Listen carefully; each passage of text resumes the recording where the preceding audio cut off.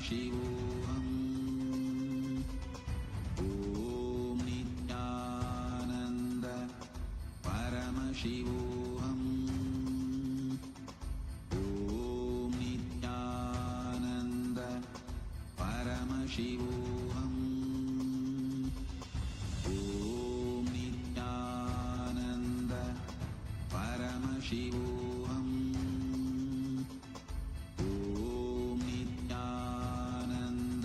Automatically the other person also experiences completion. So today it's a very, very, very big blessing you all have received.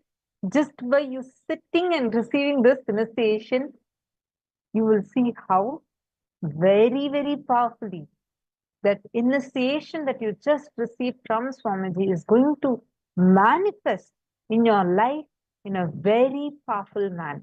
I just wanted to share with all of you. Even if, let us say, that relationship, that person who you really love, they have not spoken to you or they have not been there with you for a long time, you really love them, but you want to have that fulfilling relationship with them, but for some reason, now you are having conflicts or the relationship is broken. You don't need to even go and actually talk to them. Suddenly, as an effect of this completion, they will come and talk to you. You will see the manifestation happen. It's a very powerful process. That is why it is very important for you to attend the entire day's program, because that is what will prepare your inner space to receive this very powerfully. All right, it is time now. Let us all enter into power manifestation. We have received such a beautiful darshan today. Let us sit and manifest this power. And now we're all going to be manifesting the power of being able to read or communicate, literally telepathy. When you're in a space of oneness, you will be able to communicate without actually verbally talking. So with this initiation from Swamiji, call any of your near and dear ones. And especially if it's someone like someone you're very close to, you will see actually you'll be able to manifest this much more faster. You're going to be thinking of something. Let's say you want your friend to lift a glass of water, or you want them to smile, or you want them to clap their hands. You can write it down and you can on a piece of paper and keep it with you. And you're going to look at them and you're not going to talk. You're not going to make any sound or any gestures. You're going to just connect to them and communicate it from within you. Connect to Swamiji and just tell them, like you can scream it out inside you. You can tell them that, go, can you clap your hands? And you will actually see, suddenly they will be able to hear you, not verbally again, but inside them. They'll be able to connect to you and understand that you're asking them to clap their hands. Sit now in this space of oneness. You will be able to experience it right now. The experience of oneness will beautifully flower in the way you manifest this power.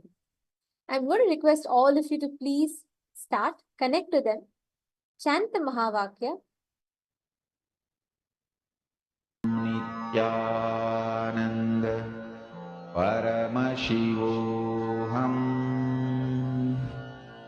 Om Nityananda Paramashivoham. Om Nityananda Paramashivoham. Om Nityananda Paramashivoham. Om Nityananda Paramashivoham. Om Nityananda Paramashivoham. Om Nityananda Paramashivoham. Om Nityananda Paramashivoham. Om Nityananda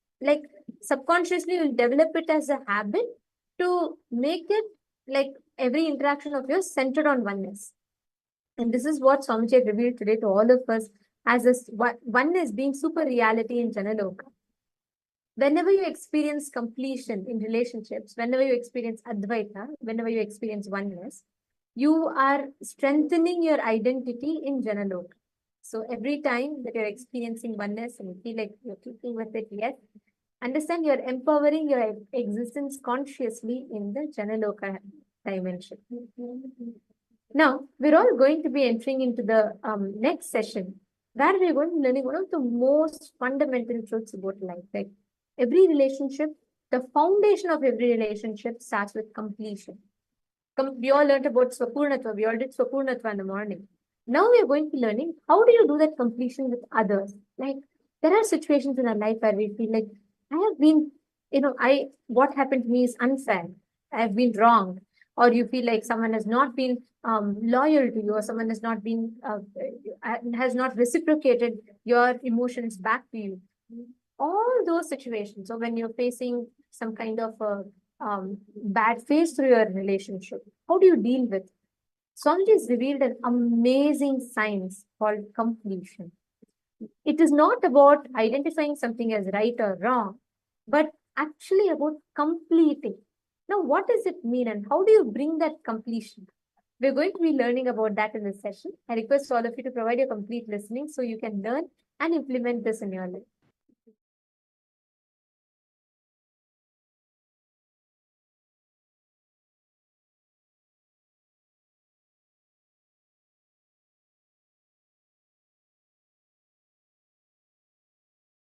Understand?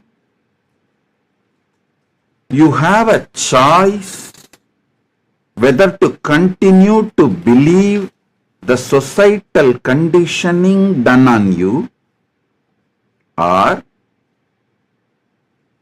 the Paramasatyas Paramashiva is revealing. Listen, understand.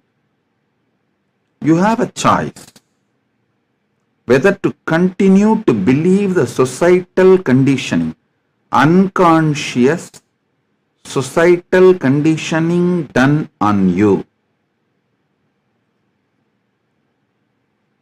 or wake up to the Paramasatya. You can go on blaming the society for the unconscious conditioning done on you, but that is not going to solve the problem. Solution is Paramasatya. One of the greatest assurance Cosmos gives to you is Satyameva Jayate. Paramasatya always wins. I'll give you the Paramasatya now. Focus on your first person. I'll repeat. Focus on your first person.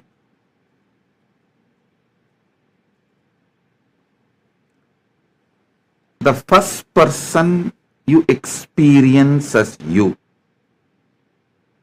All of you can understand. We all know first person, second person, third person. First person is what you cognize as you. Second person is the person in front of you, directly available to you. Third person is far away, somewhere. I, you, they. First person, second person, third person. Understand, the first person you carry inside you as you.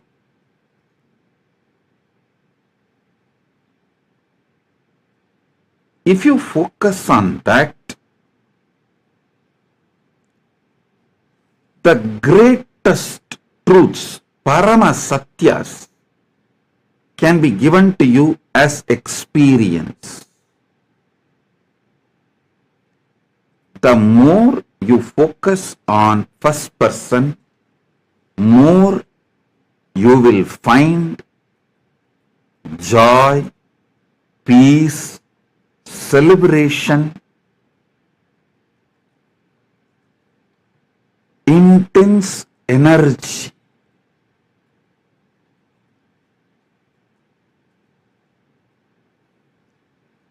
The more you focus on second person and third person, more fear, more greed, more conflicts, more confusions, more incompletions, more guilt, more jealousy, more suffering.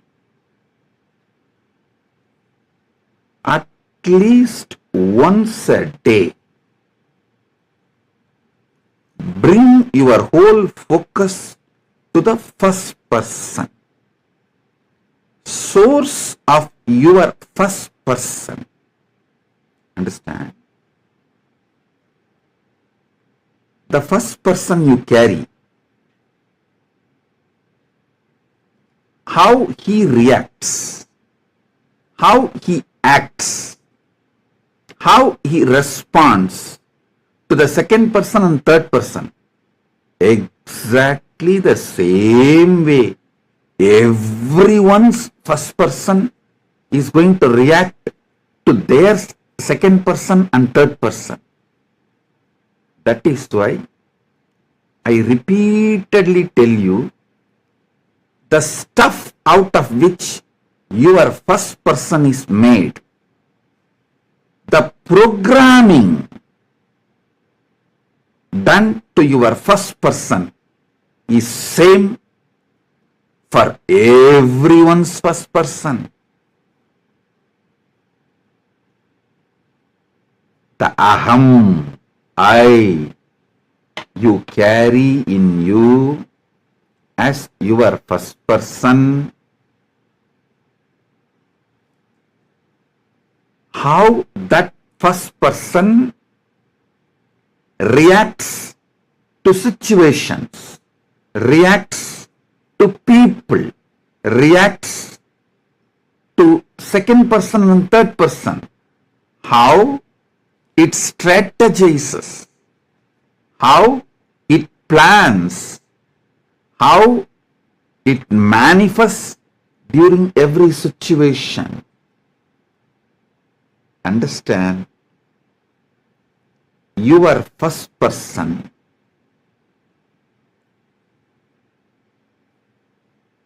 the stuff out of which your first person is made and the programming done to your first person, it is same for everyone's first person. Understanding this and making conscious decisions in your life is conscious life. Listen, completion with yourself is more like a spiritual practice. It is with completion with others the life itself starts. Listen, it is from the completion with others life starts. The completion with others, I can say, this was the greatest contribution of Vivekananda. Swami Vivekananda's greatest contribution to Hinduism. He brought this idea of completion with others to the front. Completion with others is a spiritual quality, that's all.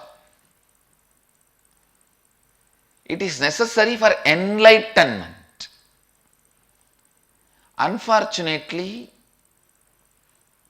we always got the idea, if you have incompletion with others, run away to the higher planes where less people are there. No, that is not a solution. That is not a solution.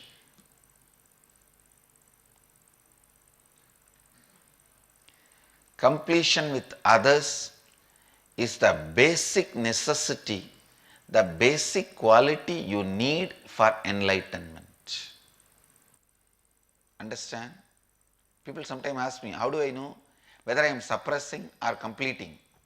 If you are able to be in the space of completion with others, you are completing inside you with you also. If you are not able to be in the space of completion with others, then inside you are not completing with yourself, you are only suppressing.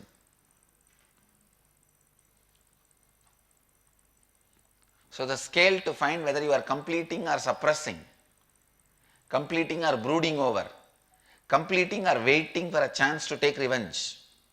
I have seen many people. In the name of completion, now I am completing, but I am not going to keep quiet. I will wait for time. When my time comes, I will tell you what to do. I will do what needs to be done. Completion with others is a spiritual practice. Completion with yourself is like Mahadeva. Completion with others is like Devi. Devi is required for the life to happen. That is why in all our temples, I have put Devi along with Mahadeva. I have not put Devi as a separate deity. Listen, completing with others. Others means not just only your father, mother, husband, wife, brother, sister, the human beings around you.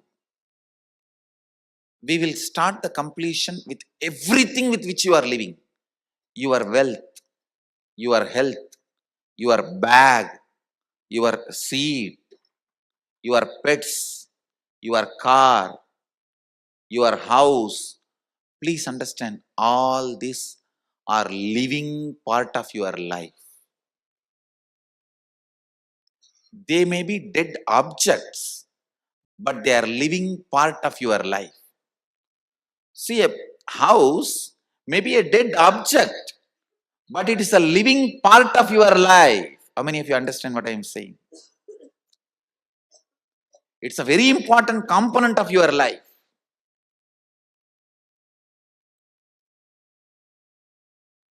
First, we will start completion with all the human beings with whom we are living.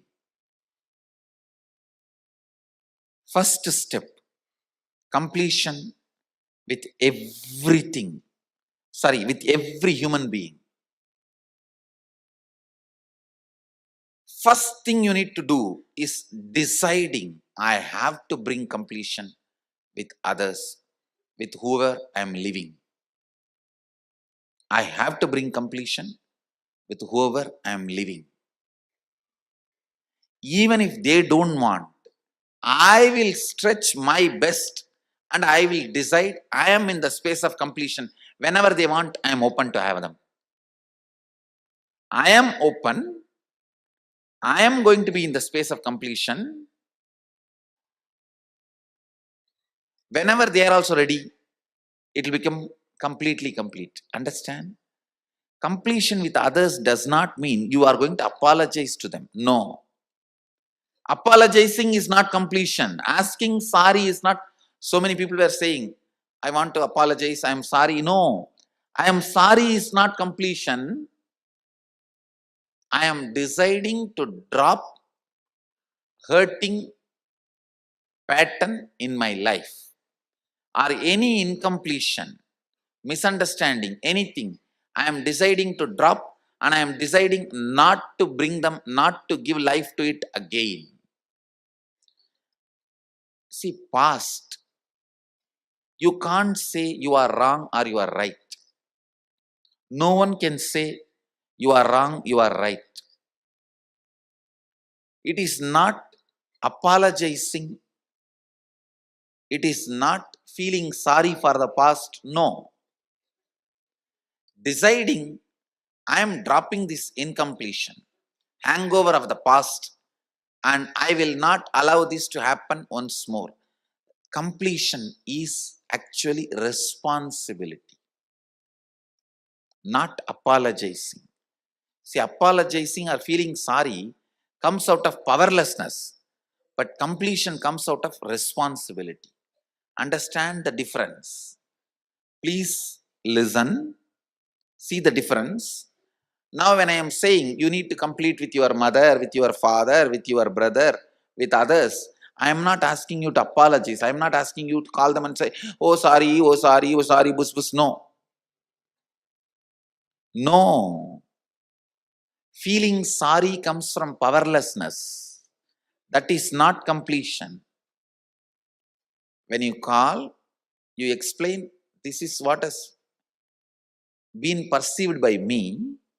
Here, I am not interested in looking into you are wrong or I am wrong. That will only create more and more anger, hatred and suppressed violence. I am only saying one thing. I am ready to drop the past and its powerlessness, incompletion. I am declaring I am dropping the past and I am complete. I don't have incompletion. And I will not create any incompletion anymore. Your decision and declaration, when it reaches them, you will suddenly see they also open up and start coming towards completion. But first, you need to be prepared.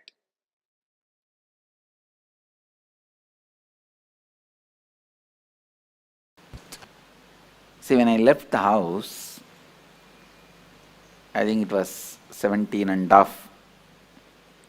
Many times I ran away from the house, and 17 and a half, once for all I ran away.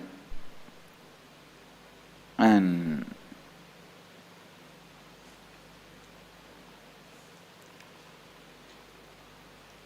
I think when I was 17, both my gurus, Raghupati Yogi, Yogi Yogananda Puri, his name, and Vibhudananda Puri, lady sannyasini, Kuppammal, her name, both of them have passed away. After they left the body, it was almost like impossible for me to live in that city. See, in that town, every stone is associated with their memories for me. The hill is the place where I spend my time. Temple is the place I spend my time. It's always with them. After their death, it was very difficult for me to live in that area, in that same town. So I decided that I'll leave the place. Now only we call it as town and all. In those days, it was a Pakka village. Pakka village. The whole village is only 5 street. 5 street or maximum I can say 10. 5 to 10, not more than that. Now of course the whole thing is developed and expanded and all that is.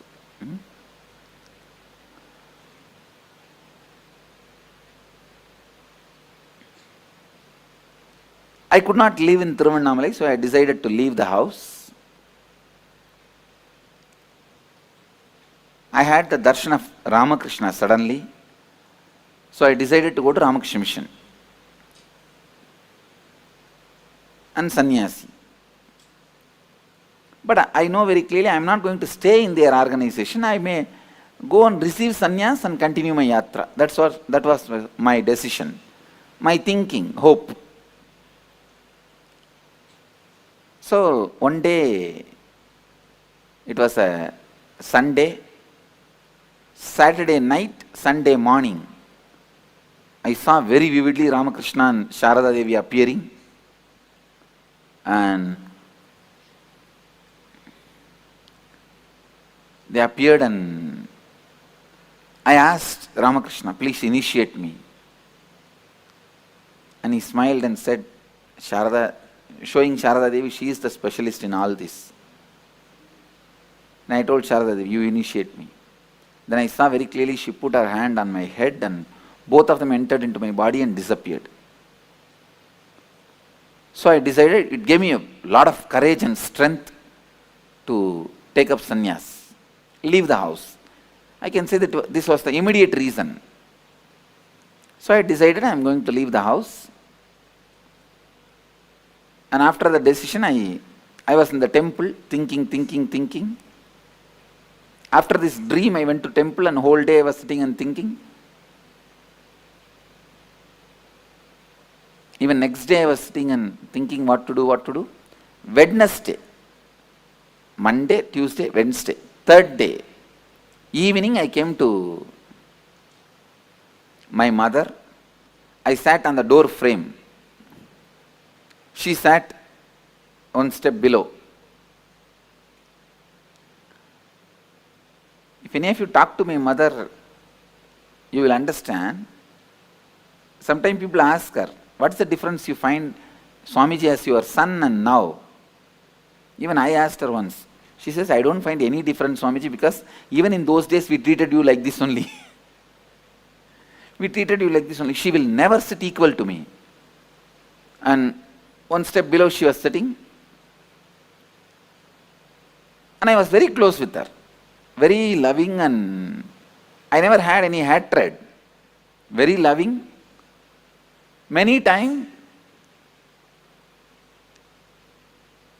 when I get time, I will go and sit in kitchen with her. She will be cooking, I will be sitting and telling some stories. Had a very friendly relationship with her. And literally, till I left the house, I will always be sleeping next to her.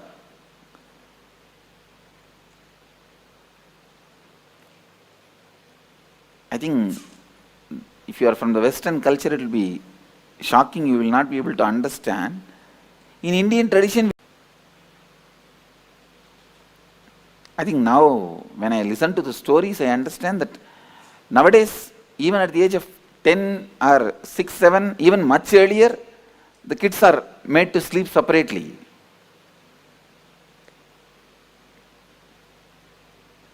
Till I left the house, I will always be sleeping next to her only, holding her. And another one thing, so I called her and said,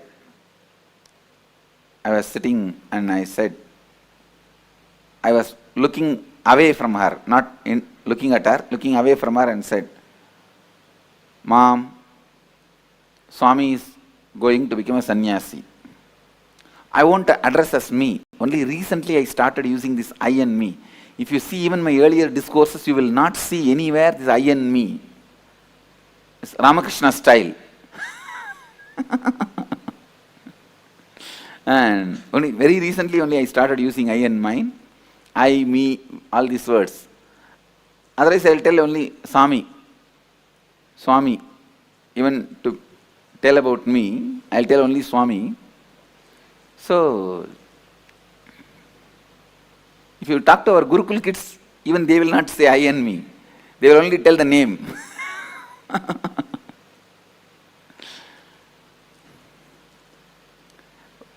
Because I am talking to people, otherwise people get confused. If I go on telling the story, Swami told, Swami did, Swami this, then finally they ask which Swami. They end up in confusion. That is why I have started using the word normally. Anyhow, I told her, in Tamil I said, Swami sannyasam போறதுன்னு முடிவு பண்ணிருச்சு. I told her that Swami has decided to go as a sannyasi. And I am looking away from her. And I don't have the courage to look at her because I am emotionally very attached with her. Very attached to her. So, I can't handle. So I was looking, my eyes were away. See, even though I was attached to her, I was complete with her. And I was complete with me. So it did not stop me going towards sannyas. But I had a very good relationship with her. I don't know how you guys will understand. Understand that attachment does not mean like the attachment you guys carry, that I will not be able to go for sannyas. It was not against my need or will for going to sannyas, but I cannot see her cry, see her suffer. So I was keeping my eyes away, looking away from her. I did not get any response from her. No words. After a few minutes, as usual, what women will do? Oh! And I am getting that slowly, that sound of she crying. Even then, I did not turn my eyes towards her. And I said, what do you mean? You mean to say I should not go? She said, no, I can't stop you. I am not able to handle, so I am crying. She said such beautifully, I can't stop you. In Tamil she said, சாமி என்னால் நிறுத்த முடியாது, என்னால் handle பண்ண முடியல, அழறேன். எனக்கு தாங்கல, அழறேன். Then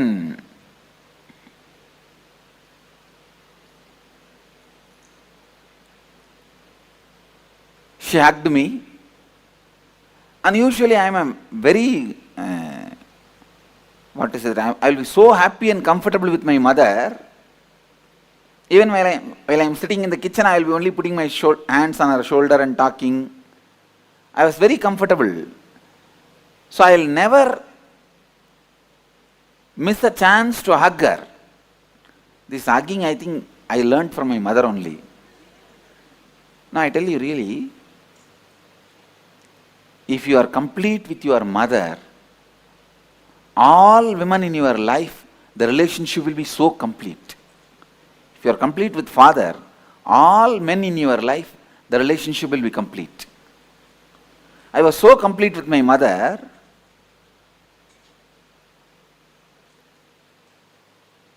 but when she hugged me, I did not even hug her back, and before she could be complete with that hug, I moved my body. She understood, I don't want her to hug me now. She understood, I'm moving out.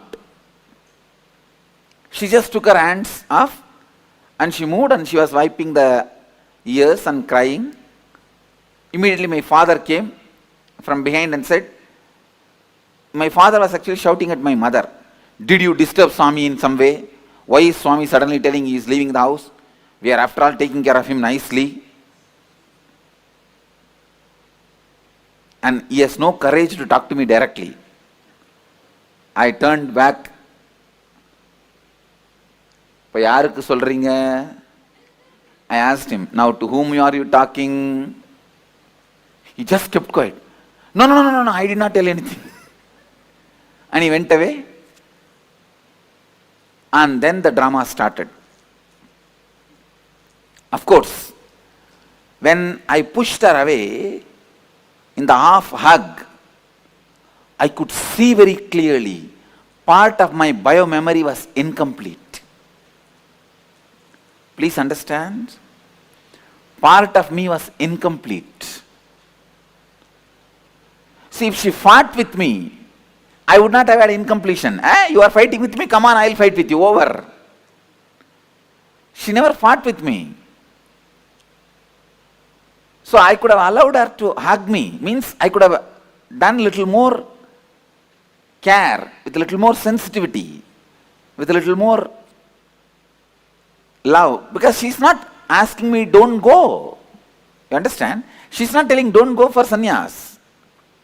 But I was afraid, if I give her the love or attention or care, I may not go. I may not be able to go.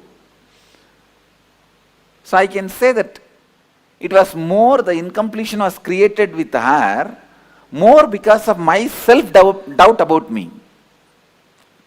Then, finally,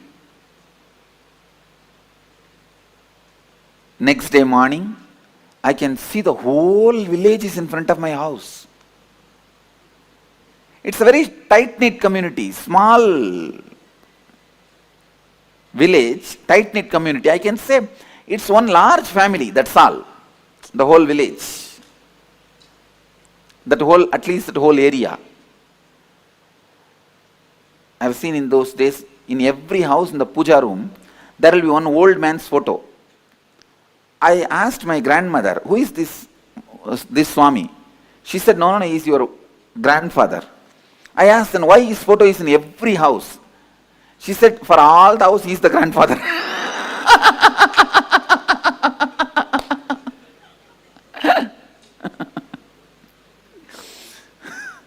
So, no other entertainment. They will have 2-3 wives and no TV also those days.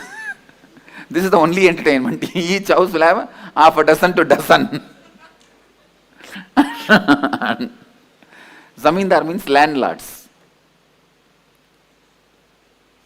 And I have seen the original house was 80,000 square feet. But when I was born and a lot was sold. They will part by part they sold. But the original house print, I saw in the town plan, still one small bit is there as it is.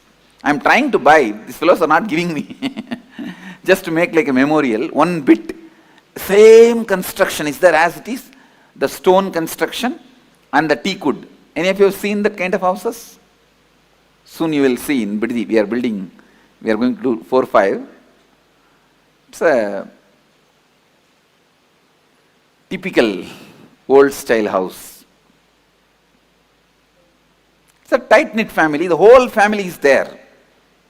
Usually if somebody dies, their body will be kept in the hall, the sofa, and the whole family will gather. See, this family is such that every month somebody will be attending the age, some engagement, some marriage, some death. Every once in 2-3 months there will be some festival, some program, some function. It will be continuously going on. That day when I woke up, I saw so much of crowd. I thought, who died? Because there's no other function. I asked my mother, what happened? Anybody died? All of them have gathered? All the relatives are there? She told me, no, they all came to see you only. I said, I am alive. Then she said, no, because you said you are going to become a sannyasi, they all came to see you. And literally, like a dead body, I was made to sit on the sofa in the center of the room, hall. It's called Nadu Kottadi. They call it Nadu Kottadi. And in the center I am sitting. All the group, the whole group is sitting all around. And some who doesn't have courage, they talk among themselves. Some who has a courage try to confront me. One by one comes. And first comes my father's elder brother's wife, Periyamma, means aunt. She comes. What will happen to our family prestige if you become a sannyasi? And the funny thing is, night I told my mother, by early morning the whole village knows. Before I wake up, the whole village is there. There are nearby relatives. In those days, cell phone was not that common also.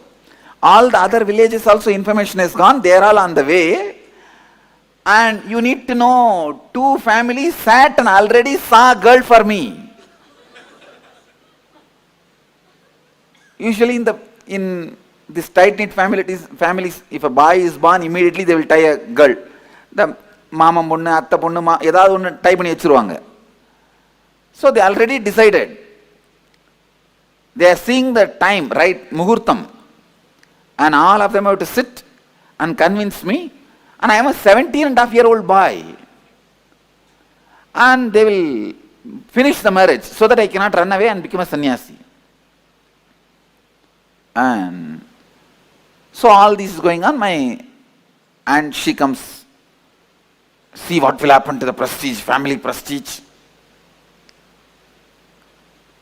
And I cannot live if you run away like this and all.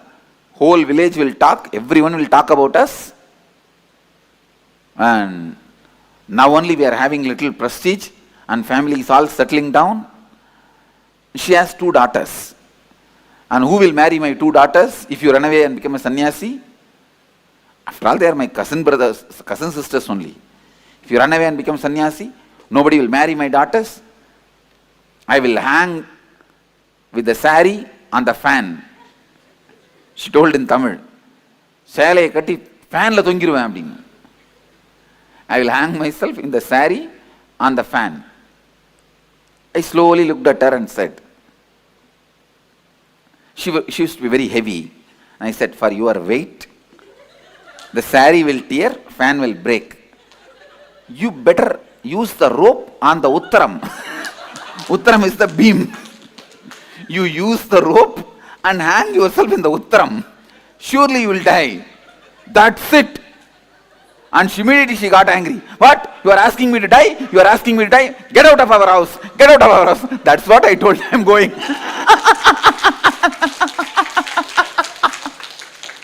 I told her. That is what I am telling. I am going.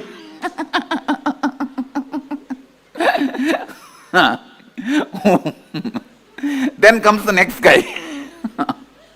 If you are from South India, you can literally enjoy the whole scene.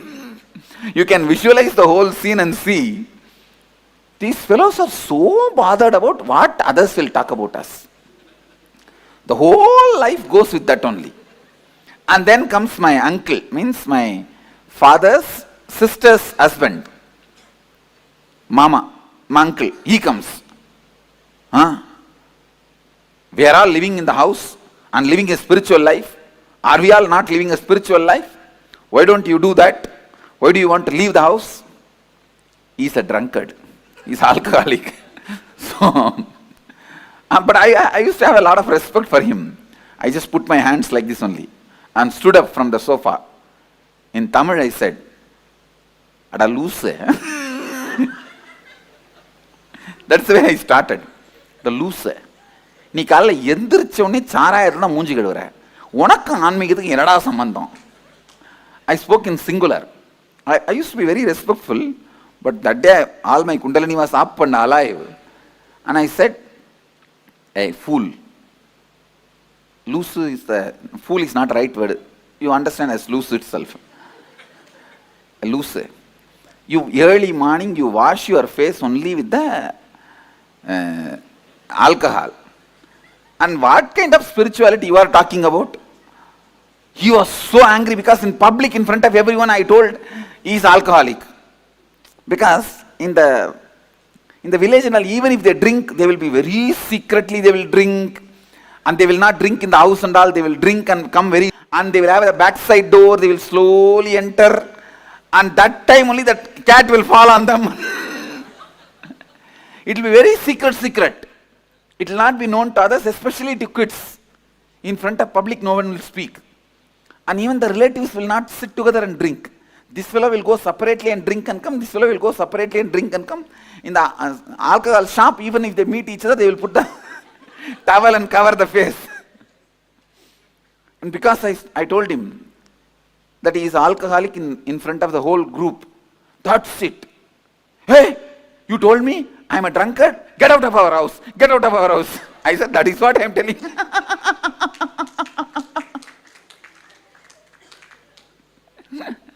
And second wicket over. So like this, few more wickets came.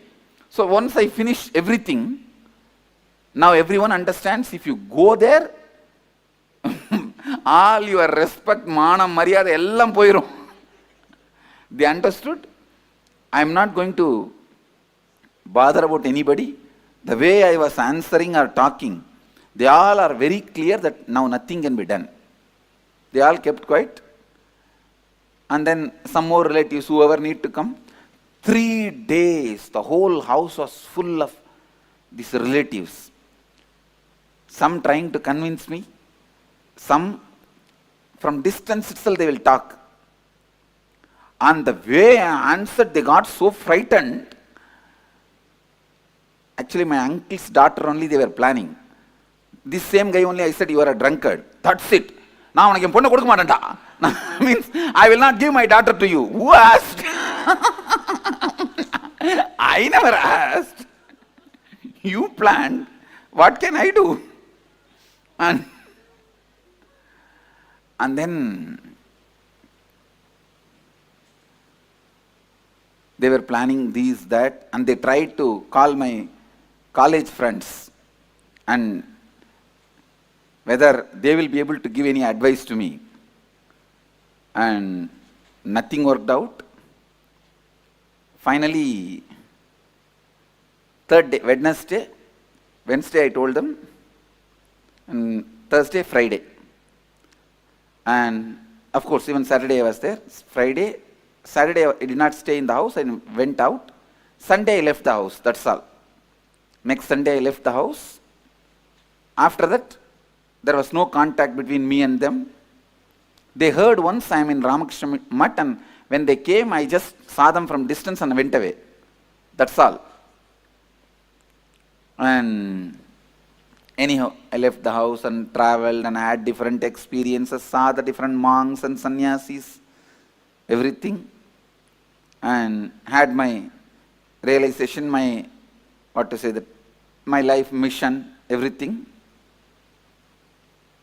And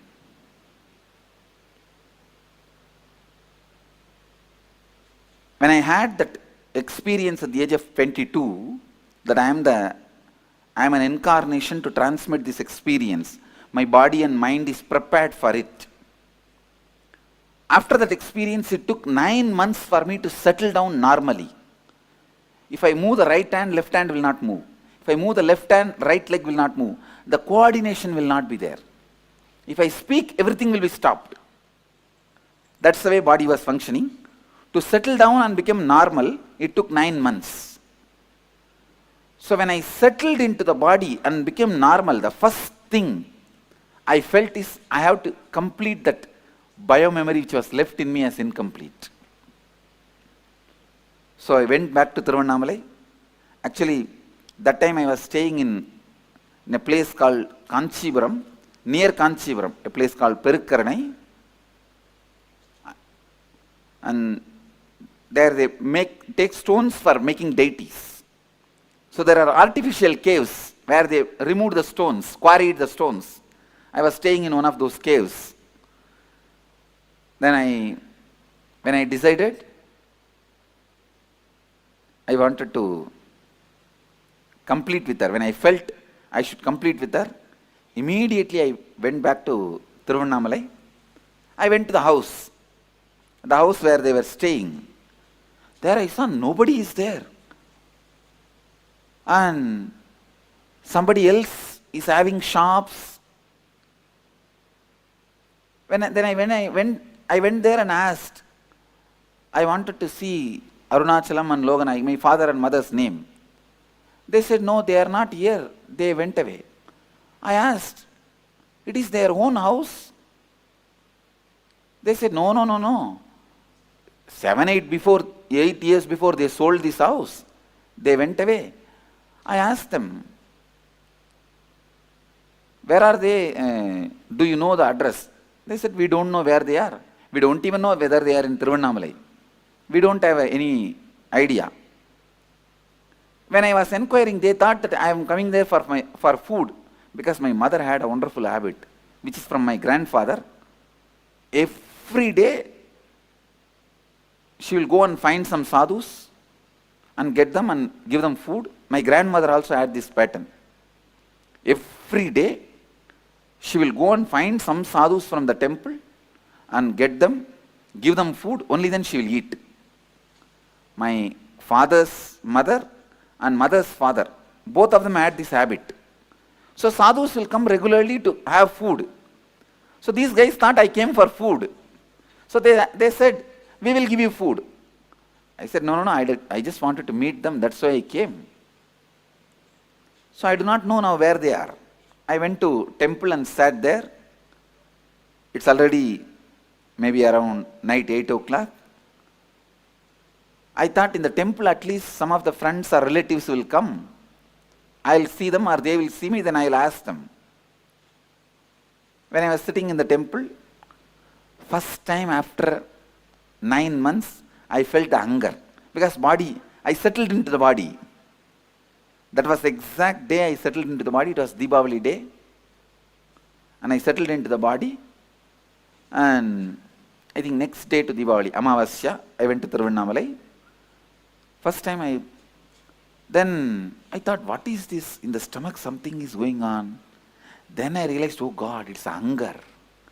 Because the 9 months, hunger, thirst, everything disappeared from the body.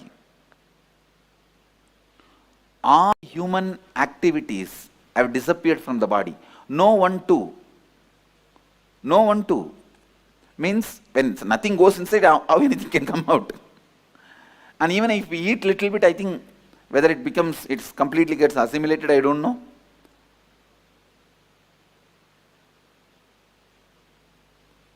So first time I felt the hunger after the 9 months. So I was sitting in Thiruvannamalai. It was funny, sitting in Thiruvannamalai, hunger and no food. But immediately, in few minutes, I could see the power of space. The Devi temple priest, he walked straight from the Devi temple and gave the food to me, Nevedyam. I asked him, no, why are you giving it to me? To whom you want to give? Maybe you wanted to give for somebody else and you are mistaking and giving. I told him in Tamil, எனக்கு எது கொடுக்குறீங்க? நீங்க வேற யாரையோ நினைச்சிட்டு எனக்கு கொடுக்குறீங்கன்னு நினைக்கிறேன். Then he looked at me and said, no, eat, and went away.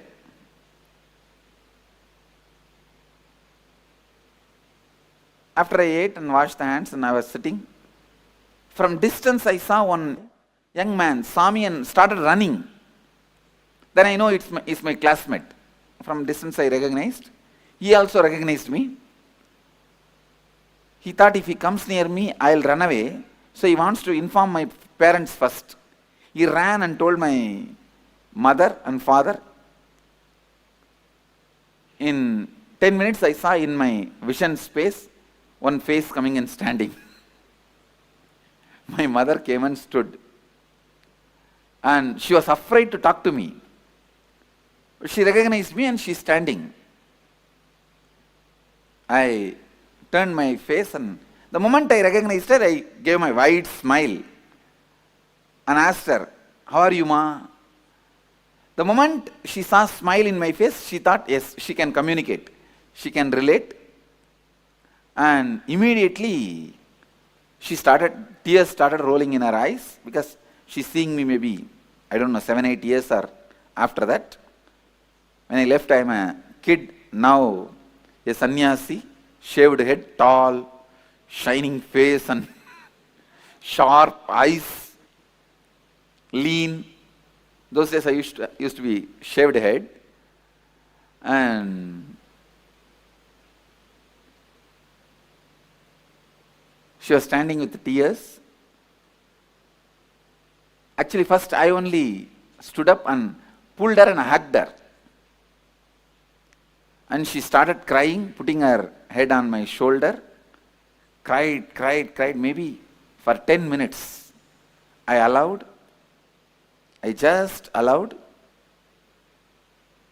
When she felt complete and took her body out, I saw my incompletion has disappeared.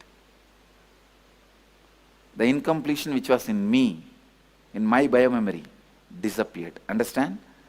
The one hug, incomplete hug, which I separated my body, where I pulled myself out, that incompletion, which was in my biomemory, became complete when I hugged her again and allowed her to express the love. Then she said, please come and eat in the house. I said, now I am a sannyasi. If you give Purna Kumbha and offer the food in the banana leaf, like yesterday we served, I'll come and eat. She said, yes, I'll do. Next day she did all that ritual and I went and ate and came back. The moral of the story is, even if you are an incarnation, you have to complete. Understand? Even if you are an incarnation, you have to complete. Clear?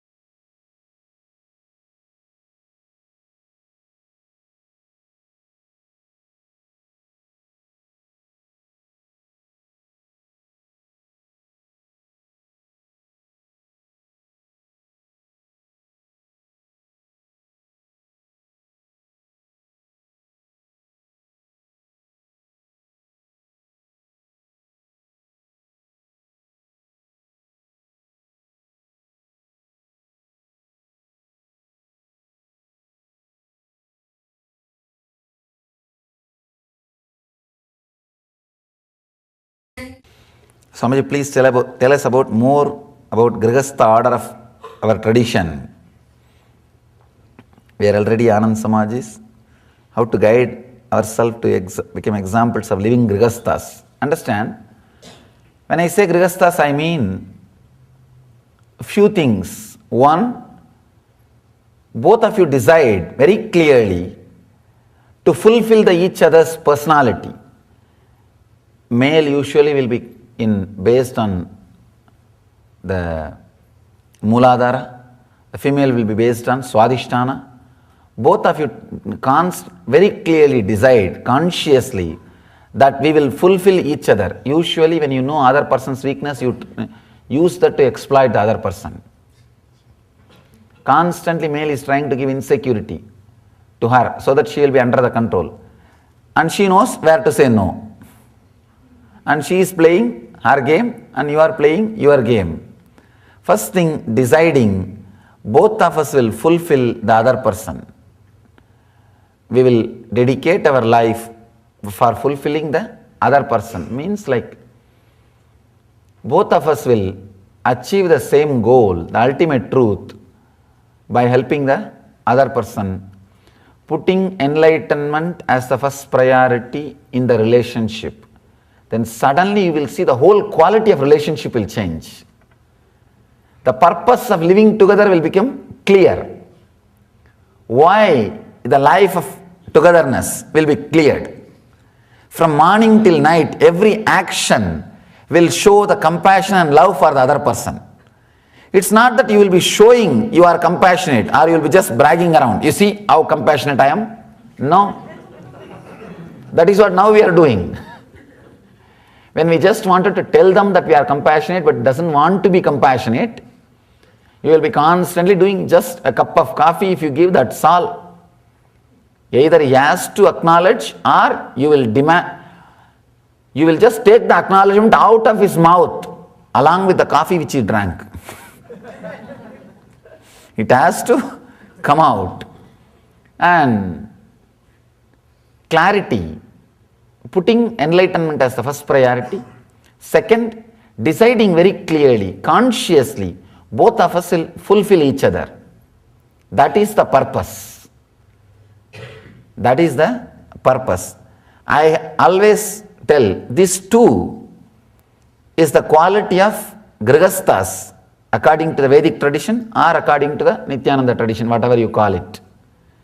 So usually I tell them, maybe fix one day and take an oath. From today we will start. That is what we call marriage ceremony. Marriage ceremony is nothing but every year hundreds of couples get again married. Of course, same couples. In India we do the ceremony. Initiation into Grihastha Ashram. We call that as an initiation into Grihastha Ashram. All the 7 vows, Sabdapadi, you decide. There are beautiful 7 vows in our Vedic tradition. We will create wealth and enjoy together. And we will share all our responsibilities together. Means taking care of our elders. Not that if your parents come, you take them around. If my parents come, I will take them around. No. Both of you decide that we share our responsibilities, our joys and everything together. So there is a Sabdapadi. Usually people take the vow deciding that we will live a Grihastha life. Same thing. You don't have to wait or do on particular day. You can take even today. Both of you sit in front of the shrine or in front of the deities or in front of your home where your puja room. Decide from today, both of us consciously decide we will share our life and we will drop the old accumulated ideas about each other and share physical, mental, spiritual needs and practices. And one more important thing, no divorce. That is the important thing in Vedic tradition, Vedic marriage. You decide till both of us are alive, we will live together and help each other. Only if someone takes sannyas in the later part of life, separation can happen. Otherwise, no. If you bring these understandings, you are the ideal grihastha living the ideal spiritual life. A small story. 30-year-old guy goes to the doctor. After a thorough checkup, medical checkup, doctor says, your health is not for married life. You have to completely drop physical relationship. You have to be celibate, alone. This guy says, no, I'm just 30. I cannot suddenly quit. I cannot suddenly stop. Give me some other alternative. He says, all right, then marry. Slowly it will automatically taper down. Understand, a deep hatred starts replacing the need for lust. But the truth is, a deep friendliness can replace the need for physical relationship. If the deep friendliness replaces the need for physical relationship, that is what we call vanaprastha. In the Vedic tradition, a ripened married life. When the married life gets ripened, it's called vanaprastha. In the Vedic marriage, there is a beautiful Asirvachana, means the blessing statement. During the marriage, the blessing is given to the woman, let you become your, to the man, the blessing is given, let you become the 11th son of your wife. For her, the blessing is given, let you become the 11th daughter of your husband. Means, after 10 years of living together, the deep friendliness, if it grows, suddenly you will see the need for the physical relationship comes down, tapers down. So I really feel the marriage system as something to contribute. At least our masters had something in their heart when they created this system of family. So surely marriage system has something to add to you than the animal life. I can say deep friendliness. I can say it's like the physical relationship is more like confirming whether the other person is still in need of me, or still the other person wants me, or still the other person loves me or not. If that guarantee, the confirmation, the other person is in love with you, the other person really needs you, the other person will miss you, the other person loves you. If that confirmation, that security settles down in both hearts, suddenly you will see the need for physical relationship comes down. I can say that is what is the gift of that is what is the fruit which you are supposed to have from the proper marriage system. I can say that is the thing which animals cannot experience. A polygamous man can never experience this. Polygamous man can never experience what I am saying, that guarantee, insurance, the other person loves you, will never be experienced by a polygamous person. If you experience that, you lived a pure, fulfilling life. The life of the real grihastha, the Vedic traditional grihastha. Take this seriously. It's not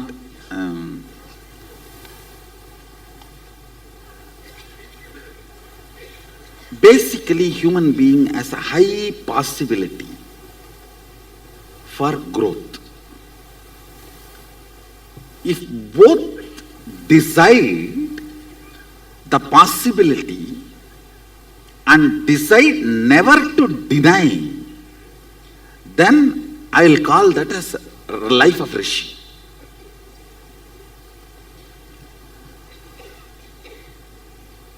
Both agree maturing of our taste should be the center of the relationship. Then it's an amazing marriage, I tell you. As couple people who are connected with me, they live a real life of heaven. The maturing of the taste, if there is any imbalance, that's it. And I am not talking even about the devotees whom I am seeing. Even in the regular life, sometimes a person, when he grows little bit, his communist ideas may evolve into capitalist. When he has no responsibility, he will be communist. When an individual responsibility comes, he will be capitalist. When the whole responsibility comes, he will be really beyond capitalism, a kind of, I should say, I should develop a new name for Sadashiva's economy. So he will move to that. So even in the life, your taste in the field of entertainment, your taste in the field of food, or your taste in the field of thinking, strategies, economy in multiple levels, the maturing of the taste is always nullified if the other partner is not willing to raise. It is like sometimes you will have such high, profound open up. But when you come back, you are expected to be same as you left yesterday. It is mandatory. And for the sake of the other person's consumption, when you try to get back to the older state, you also forget the opening ups happened. Marriage has killed millions of discoveries because you are mandatorily expected to be the same person, and this confirmation that you are a same person and you are still in love denies multiple opening up. And both understanding, we will grow and celebrate each other in every level, will be the real marriage. It all boils down to, let us be open. See, let me very clearly put it. The Saptapati, 7 vows Agama Sadashiva gives in marriage. He beautifully describes, sex is the act between two individuals who revere and celebrate each other. That act does not need to be used to confirm that love exists between each other, and that act does not need to be the scale to measure both of us are still in the same plane. Understand, it should be independent of our maturing and maturity of the taste. It should neither be bonding force nor be confirming force, but be sharing act. But so much of insecurity about the confirmation about other person's love, or our need for the other person's life. You always wanted to confirm your existence is needed in the other person's life. So this insecurity denies possibility of any opening or happening or growth. If this understanding is brought between the two persons, and me shedding more old skin and you shedding more old skins is going to make us more better related, and we both are going to celebrate our togetherness more joyfully, can make marriage the real marriage, like Meenakshi and Sundareshwara.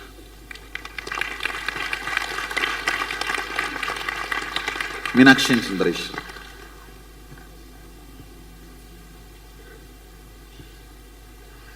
I should say that is what makes Sadashiva and Parvati.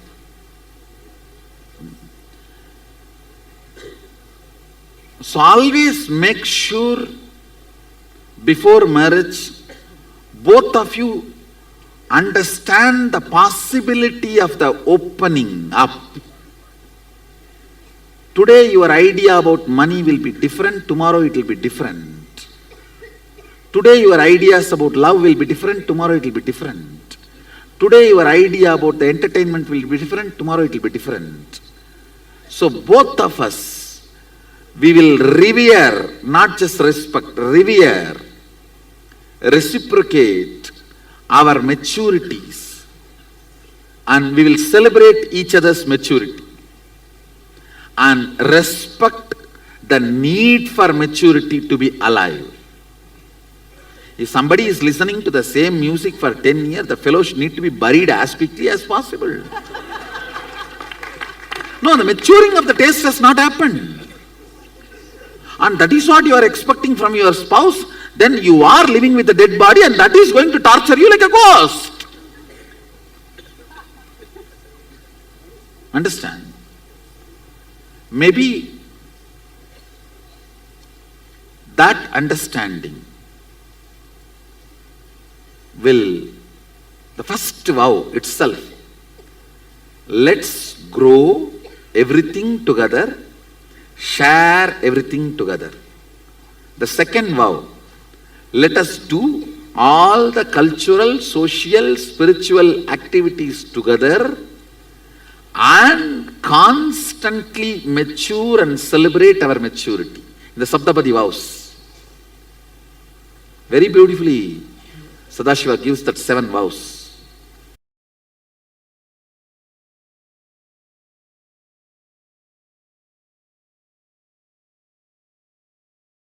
I should say, based, not even enlightenment, supporting each other in the growth.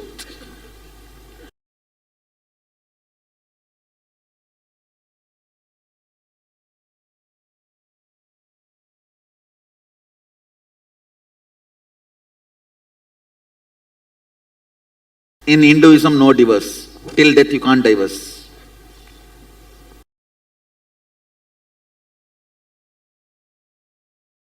In Hinduism, no divorce.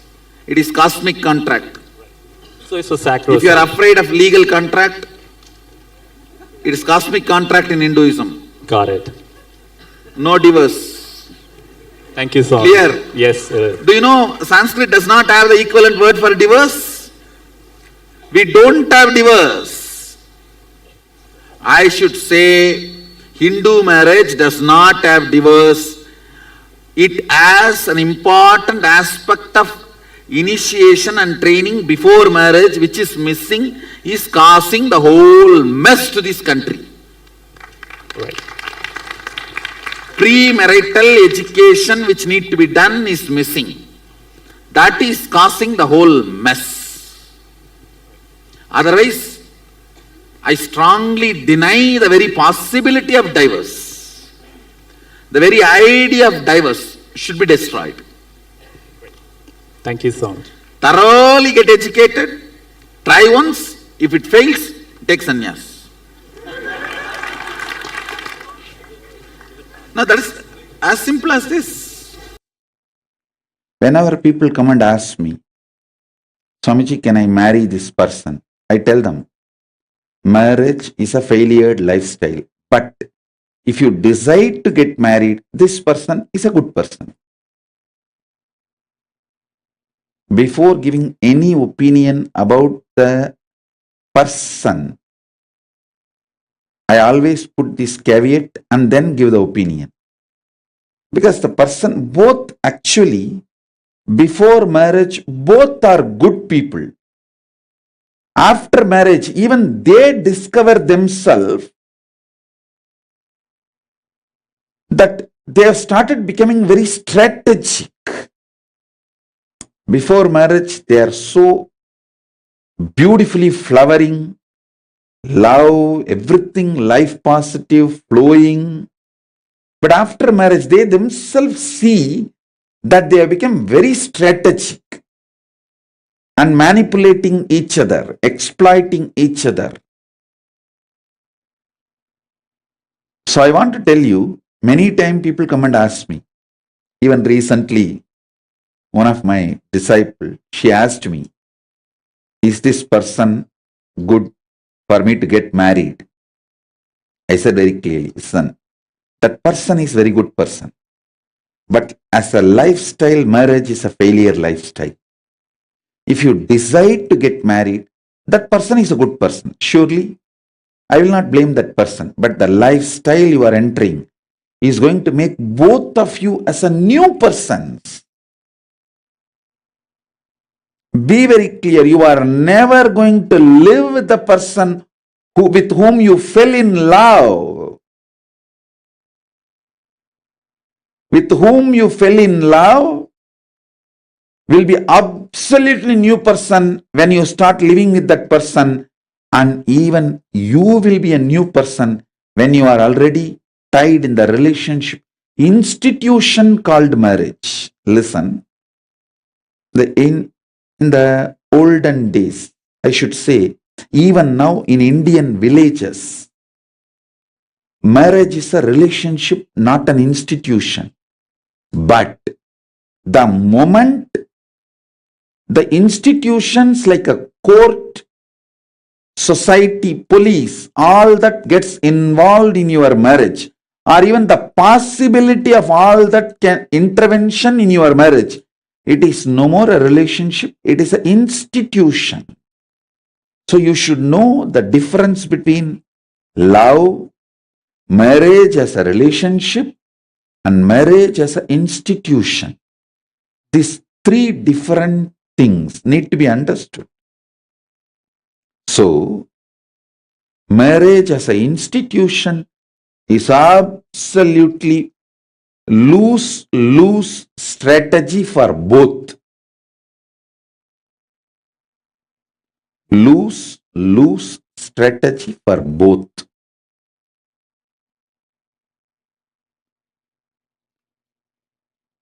When you get married and start strategizing,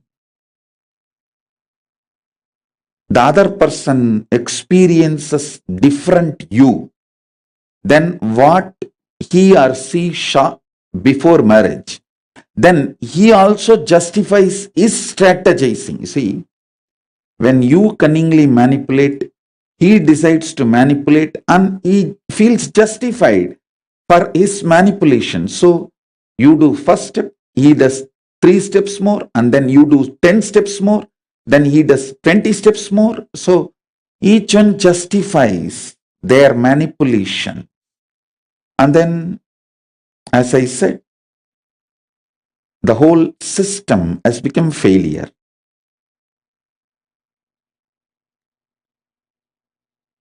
In the Indian villages, as long as the court, police, all that did not have an involvement into the marriage. Marriage used to be a relationship. Now it is no more a relationship, it is an institution. Tell her very clearly all the things you did in a manipulative way. Take the risk. Tell. Even if the marriage collapses, it's okay. Open up. I tell you, she will open up and both will understand manipulating makes life toxic for both, and both will collectively decide to drop the manipulation and toxic lifestyle, and naturally a beautiful life, beautiful relationship will flower. That's it. Deciding not to allow external institutions to enter into your marriage and make it as an institution is the first need. In Hindu tradition, all marriage conflicts were resolved in religious court in those days. Means the Kula Guru, the family Guru. In Hindu tradition, the family Guru had judicial authority, right over the family. So it was a religious court that handled all the relationship issues. So relationships were kept as the relationships. Never a relationship was converted into an institution by a third person intervening into your relationship. And understand, a Kula Guru, family Guru, is part of the family. He knows you from the time you are born, or sometimes he knows you, your father, your grandfather, 3-4 generations. So, if you have your Kula Guru as the judicial authority for your relationship issues, you are free to get married. Your relationship will remain as relationship. But if your Kula Guru does not have judicial right over resolving your relationship issues, you have to go to an institution of police, court, lawyer, evidence and all that. Then marriage is institution. It's a failed lifestyle.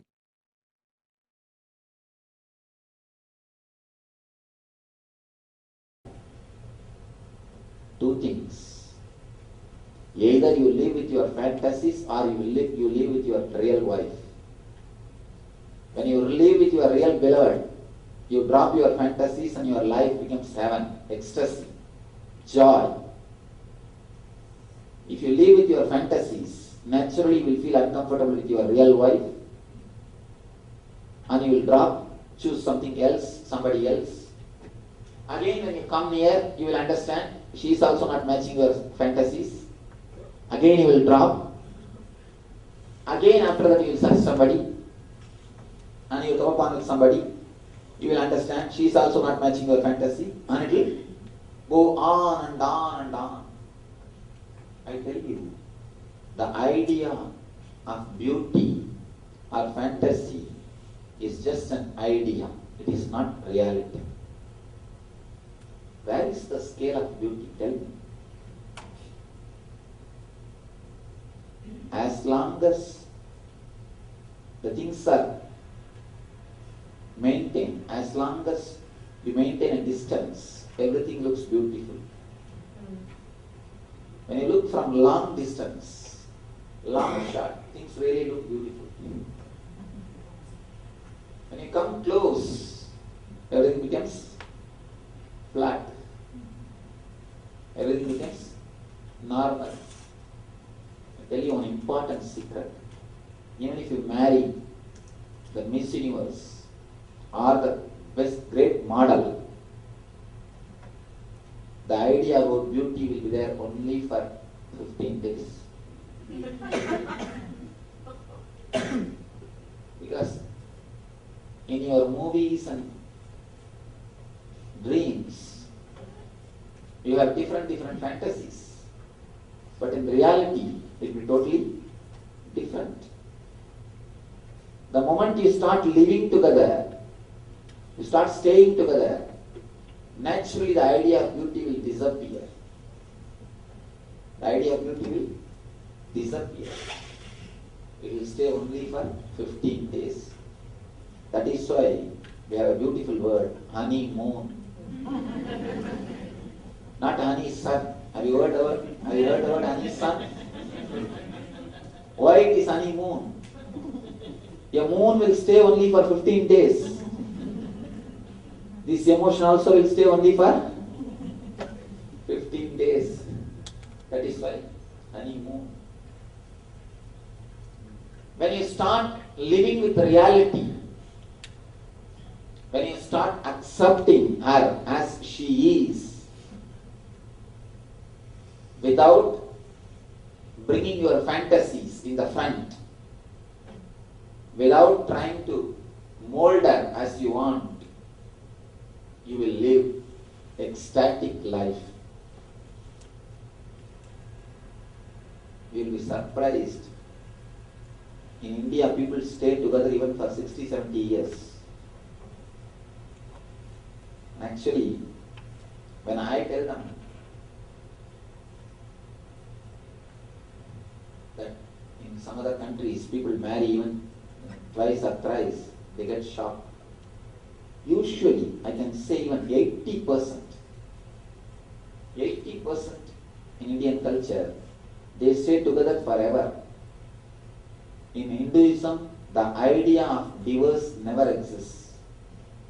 There is no idea of divorce. According to Hindu marriage laws, the divorce is not possible. And I want to tell you one important thing. Still, we don't have a Sanskrit equivalent word for divorce. We don't have a Sanskrit word for divorce.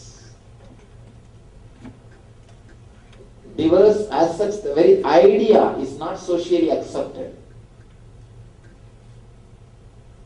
Because before the marriage, they are very clearly made to understand nobody can suit or match your fantasies. Either you live with your fantasies and get frustrated after seeing 5-6 persons, or drop your fantasies and live with one person happily forever. Only in the fairy tales you get the word. They lived forever happily. They lived forever happily married. Only in the fairy tales you can get the word, not in reality. In reality, only when you drop your fantasies, you can experience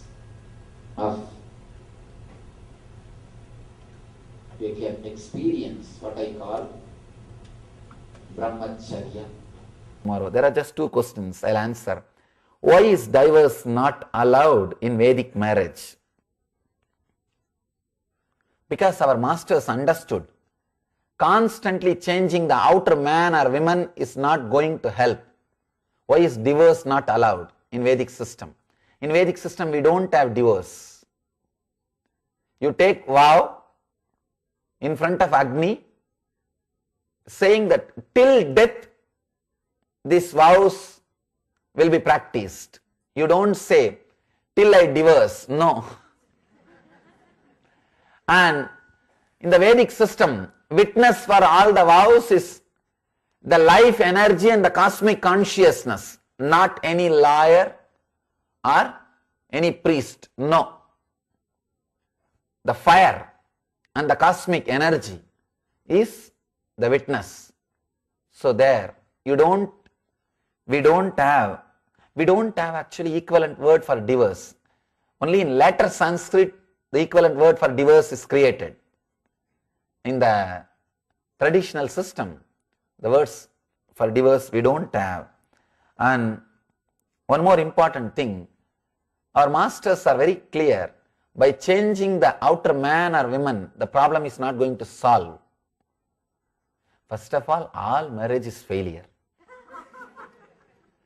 Men are from Mars and women are from Venus. When I read that book, I felt that it is too close. Mars and Venus are too close. And maybe men are from Mars of some other solar family, and the women are from Venus of some other solar family. So I don't think from the same solar family. And all marriage is failure. They understood the truth. All marriages are failure. But if you tell the people directly, it is very difficult for everybody to understand that before going through the suffering. Whatever is said and done, suffering is the best teacher.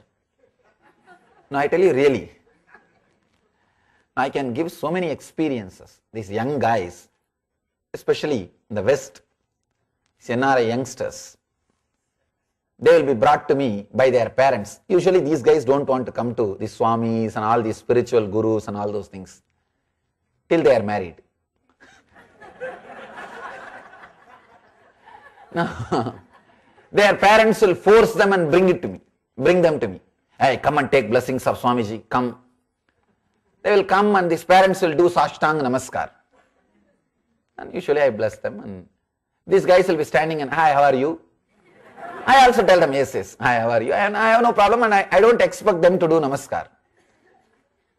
And they talk in a way that as if they know the life, and these traditional things like a sannyas, spirituality, all these things are only for fools or old people like their parents who don't have intelligence.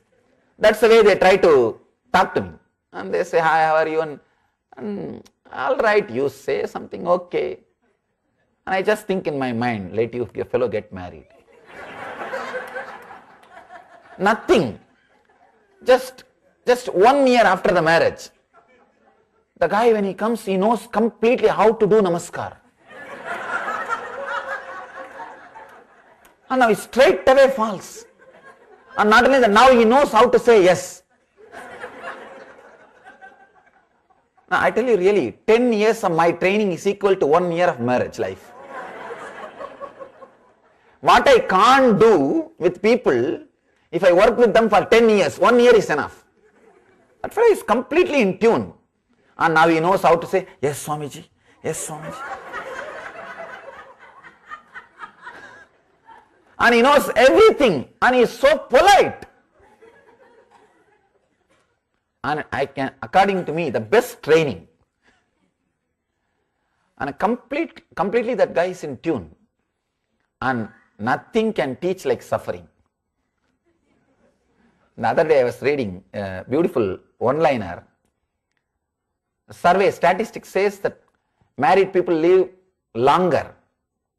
But what to do? They only want to die quicker.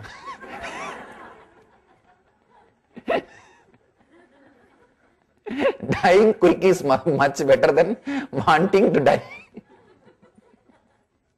Anyhow, our masters, they know all marriage is failure. Some intelligent guys who understand it before going through, they are called Paramahamsas. And people who wants to go through and understand by experience, they go through the Grihastha Dharma and take sannyas or whatever it is. That is anyhow.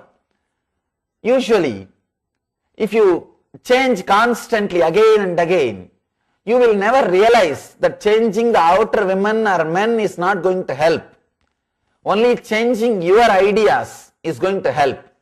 That is why our masters want to stop the outer possibility of changing, the possibility of changes in the outer world. And they want to tell you, do not waste your time. Enough. Try once. When you find it's not working, now it is time, turn towards inside. That is why our masters do not want, and if you can't cope up with one person, how do you think you are going to live? By changing the other person? No. Because you are going to carry the same mind. So changing the inside is more important. That is why in our tradition we do not have the very concept diverse. Swamiji, do any scriptures say anything about sati? This women committing suicide. As far as I know, there is no strong scripture like Upanishads or the Shrutis have any reference about sati, and they do not talk about sati. And I do not know about these minor scriptures like Smritis have got any reference, and Smritis are more like movies of those time. Understand these two different things. It's not that all the movies produced in Hollywood or Bollywood represent the society structure. There can be some fantasies of a producer added into it. So smritis and Puranas are more like movies created in those days. So you can't say they represent enlightenment or enlightened wisdom or the truths of those days society. So we can't take Puranas and Smritis as a standard scriptures. Only Shruti, Upanishads can be taken as a standard books, and from them I don't see any reference for Sati. The complete, pure, independent feeling. Each soul lands on the planet Earth on its own, and it flows to achieve its fulfillment, and the purpose of it is achieving the fulfillment, that's all. Maybe the modern day youth need to understand this one truth, then they will be out of thousands of problems related to marriage and divorce. Vedic marriage is the ultimate solution for this great problem. The oldest problem humanity is facing, still unable to solve, which is called marriage. Understand, both of you are individuals, happened here to achieve the ultimate. Be together with this one motive, one idea, and help each other, support each other for that goal. If you want, create kids who will progress towards that goal. Practically all the marital problems will disappear.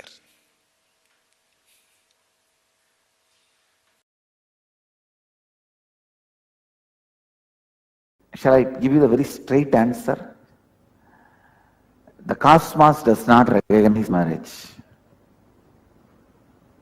That's the first thing. Second, whatever you respect, if you keep that as a witness, that respect you have for that ideology becomes the sacredness for the marriage. For example, in my life, I respect only one thing in my life, Arunachala. I don't respect any. Maybe, see, it's not that I disrespect, but in my heart, if you ask me what you respect, Arunachala. If I give any commitment saying that Arunachala is witness, I commit with you, that's it. I'll give my life to fulfill it and fulfill it. I'll do everything and fulfill it. Because now what I respect as the most sacred in my life, I put that in stake. Same way, when you get married, if you respect fire as the most sacred, in our Hindu tradition, Vedic tradition, the fire was the most sacred deity. Even the stone deities are only the next to fire. A god has to be invoked first in the fire, which is visible. See, he is in the space, then he is brought to ether through the visualization, then he is brought to air through verbalization, mantras, then he is brought to fire. In the fire only first he becomes visible to us. From fire he is invoked into water, from water to the deity. That is Kumbhabhishekam process. So, in Vedic tradition the fire is considered very sacred. So if you keep the fire and call fire as a witness, and in front of the fire you declare an oath, that sacredness which you have for fire is attributed to marriage. Marriage itself is not recognized in the cosmos. It's not recognized in the cosmos. It's almost like how you give a commitment, every day morning you will come for yoga, and if you miss one day you complete it. Same way only. To that level only, marriage itself is recognized. Even in the Akashic readings, Kalabhairava has said, marriage is not recognized in the cosmos. But I am telling you, marriage solves a lot of unnecessary problems. Now you are stuck with one problem. All other problems, neither you have time to go and create all other problems, and nor the other person allows you to create other problems. So it is like a powerful possessiveness of a problem, not letting you to gather another one problem, because if you gather another one problem, this problem cannot possess you. So I don't think without marriage you will be with less problems. I tell you, marriage is okay. Marriage is okay because many ways it reduces the number of problems you will create for yourself. You will be just stuck with one problem, which is much better. So I do not think any sacredness is there by its own commitment level. See, let me explain this problem once for all. Man by birth, physiologically polygamous, psychologically monogamous. Psychologically he is capable of only handling one relationship, loving, responding, taking responsibility, all that. Psychologically he doesn't have the capability of polygamous. Physiologically he is polygamous, but psychologically monogamous. So to solve the problem, either you should make your psychology into polygamous or physiology into monogamous. Making psychology into polygamous is too arduous, almost impossible. So the best thing is making your physiology monogamous. So to bring that kind of alignment, to bring the maturity, the marriage is started. I am not supporting you psychologically becoming polygamous or physiologically becoming monogamous. I am not supporting, I am not opposing any of this. I am just stating the scientific facts, the inner science facts, facts of the inner science. Maybe we will be having a one-day full session on this subject. Why so much of struggle in marriages?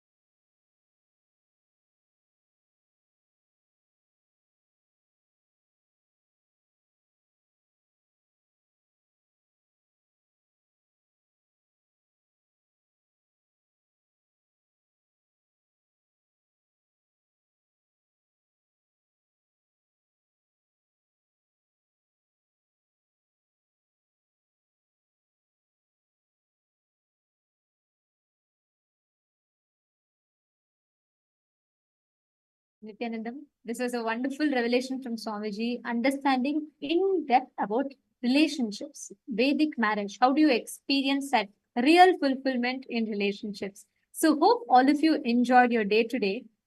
What Swamiji has revealed is some of the most unique aspects. If you have attended today as a family, this is the best thing you can do. And tomorrow, we're all going to be learning about how you can conquer time. The moment we talk about time, there's so many things that comes into our head, right? Deadlines and sticking to the timelines and trying to finish things, not having enough time, having too much time, not knowing what to do. There are all kinds of problems. How do you conquer time? How do you go beyond time? That is what we're going to be learning about tomorrow. So we invite and welcome every one of you to join with us. Please join with us, especially if you're very stressed with your job or you have a very, very intense lifestyle, intense schedule, and you really want to know how to manage all of this.